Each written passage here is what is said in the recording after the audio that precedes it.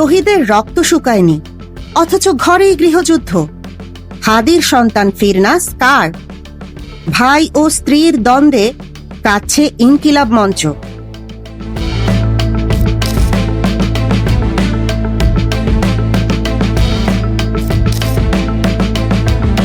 2024-এর জুলাই, রাজপথে তখন বারুদের গন্ধ। বুকের তাজা রক্ত ঢেলে দিয়ে যিনি এই জাতিকে নতুন স্বাধীনতা এনে দিলেন, তিনি শহীদ শরীফ ওসমান বিন হাদি। জাতি তাকে বসালো বীরের আসনে। কিন্তু হায়, 2 বছর না যেতেই সেই বীরের বাড়িতে আজ অশান্তির আগুন।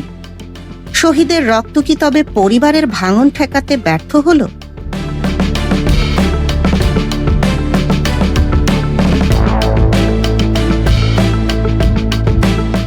ফেসবুকের ওয়ালে আজ যে কাদা ছোড়াছড়ি চলছে, তা দেখে হয়তো কবরে শুয়ে কাঁদছেন খোদ ওসমান হাদি।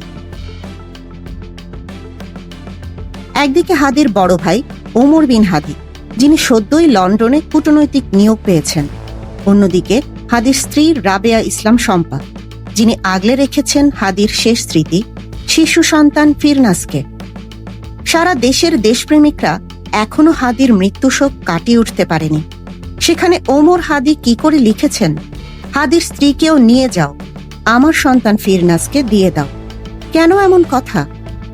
ভাইয়ের প্রতি অভিমান, নাকি উত্তরাধিকারের লড়াই? আর কেনই বা শম্পা বললেন, ভাইয়া আপনি ইউকে যাচ্ছেন যান, ফিরনাসকে নিয়ে টানাটানি কেন?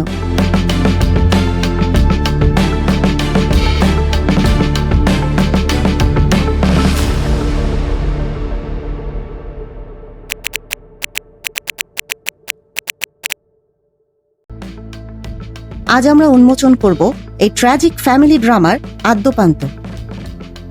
ঘটনার সূত্রপাত ওমর বিন হাদির ভেরিফাইড ফেসবুক প্রোফাইল থেকে দেওয়া একটি পোস্ট। কিছুদিন আগেই তার যুক্তরাজ্যে নিয়োগ নিয়ে দেশ জুড়ে বিতর্ক ছিল, কিন্তু এবারের বিতর্ক একেবারেই পারিবারিক, একান্ত ব্যক্তিগত। কিন্তু শহীদ পরিবারের সদস্য হওয়ায় তা আর ব্যক্তিগত থাকেনি। প্রথমে শরীফ ওমর বিন হাদি তার ছোট ভাই শহীদ শরীফ ওসমান বিন হাদির একটি ছবি দিয়ে লেখেন, আমি ওসমান হাদির ভাই প্রমাণ করার মতো একটা ছবি পেয়েছি। ভাই, তোমরা হাদির যা ছিল সব নিয়ে নাও, এমনকি তার বউকেও নিয়ে নাও, শুধু আমার সন্তানটা আমাকে দিয়ে দাও প্লিজ। নিরাপদ বসবাসের জন্য তাকে নিয়ে আমি যুক্তরাজ্যে চলে যাব। শব্দগুলো লক্ষ্য করুন, কতটা ক্ষোভ, কতটা অভিমান আর কতটা তিক্ততা থাকলে একজন ভাসুর তার ছোট ভাইয়ের স্ত্রীকে উদ্দেশ্য করে বলতে পারেন, হাদির স্ত্রীকেও নিয়ে যাও। বিশ্লেষকরা বলছেন, ওমর বিন হাদি হয়তো পরিবারের ভেতরে কোণঠাসা বোধ করছেন। হাদির ভাই হিসেবে প্রমাণ করার জন্য একটা ছবি পেলাম। এই লাইনটি ইঙ্গিত দেয় যে হাদির লিগ্যাসি বা স্মৃতিচারণ থেকে তাকে হয়তো বাদ দেওয়া হচ্ছে। তিনি কি মনে করছেন হাদির ওপর তার অধিকার কেড়ে নেওয়া হচ্ছে? আর সেই অধিকার ফিরে পেতেই কি তিনি হাদির একমাত্র সন্তান ফিরনাসকে নিজের কাছে চাইছেন?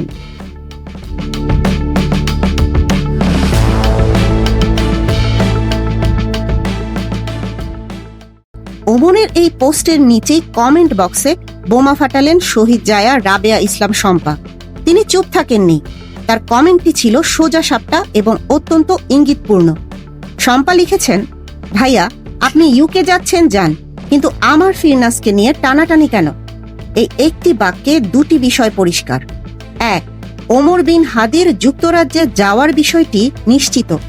কিছুদিন আগে তিনি দাবি করেছিলেন তিনি নিয়োগের বিষয়ে জানেন না, কিন্তু শম্পার কমেন্ট প্রমাণ করছে তিনি যাচ্ছেন।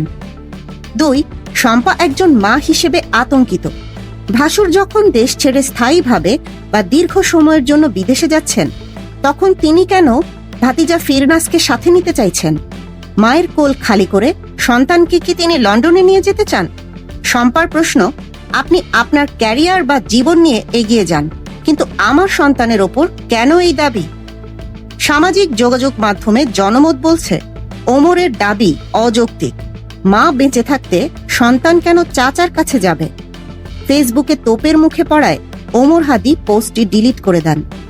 এরপর শহীদ হাদির স্ত্রী রাবেয়া ইসলাম শম্পা ওমর হাদির পোস্টের স্ক্রিনশটটি শেয়ার দিয়ে লেখেন, মেজো ভাইয়া ওসমান হাদির বউ কোনো প্রোডাক্ট না যে কেউ চাইলেই নিয়ে নেবে, আর ফিরনাসকে সবাই নিয়ে নিতেই চাইবে, এটাই স্বাভাবিক। বাই দ্য ওয়ে, ফিরনাসের বাবা একজনই, শহীদ ওসমান হাদি।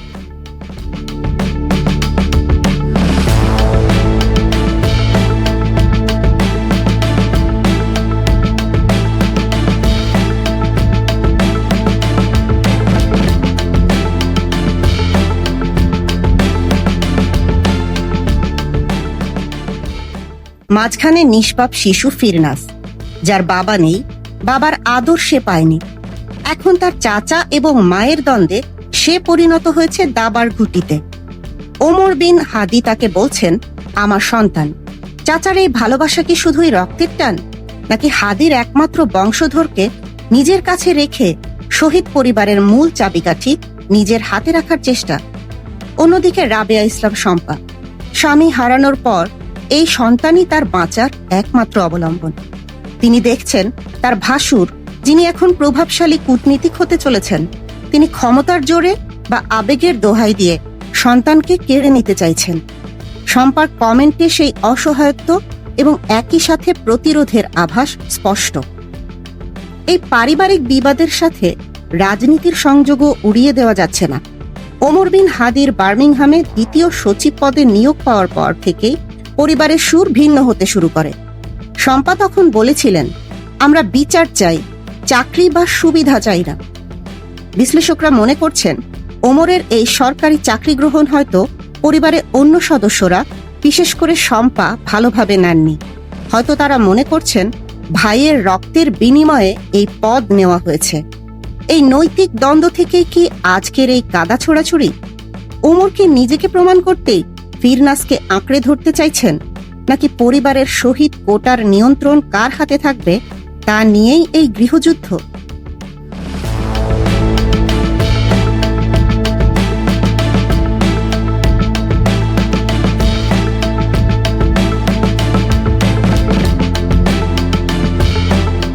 ওসমান হাদি ছিলেন ইনকিলাব মঞ্চের প্রাণ। তিনি সবাইকে বুকে টেনে নিতেন। আজ তার নিজের রক্ত, নিজের পরিবার একে অপরের দিকে আঙুল তুলছে। ফেসবুকে পাবলিকলি এমন ঝগড়া কি শহীদের মর্যাদাকে ক্ষুণ্ণ করছে না? জনগণ প্রশ্ন তুলছে যে হাদি দেশের জন্য জীবন দিলেন, তার সন্তান কেন আজ নিরাপদ নয়? কেন তাকে নিয়ে টানাটানি? ওমর বিন হাদি লন্ডনে গিয়ে দেশের প্রতিনিধিত্ব করবেন, কিন্তু নিজের পরিবারের এই ভাঙন কি তিনি জোড়া লাগাতে পারবেন?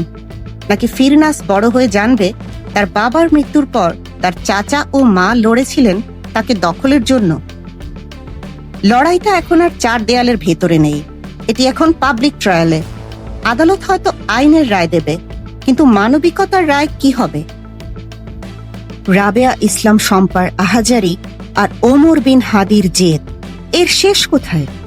আমরা আশা করব শহীদের রক্তের সম্মানে নিষ্পাপ ফিরনাসের ভবিষ্যতের কথা ভেবে এই কাদা ছোড়াছুড়ি বন্ধ হবে। ফিরনাস বড় হোক মায়ের কোলে, চাচার স্নেহে, বিদ্বেষে নয়। চোখ রাখুন আমাদের পর্দায়। শহীদ পরিবারের এই পরিস্থিতির সব শেষ আপডেট আমরাই জানাবো।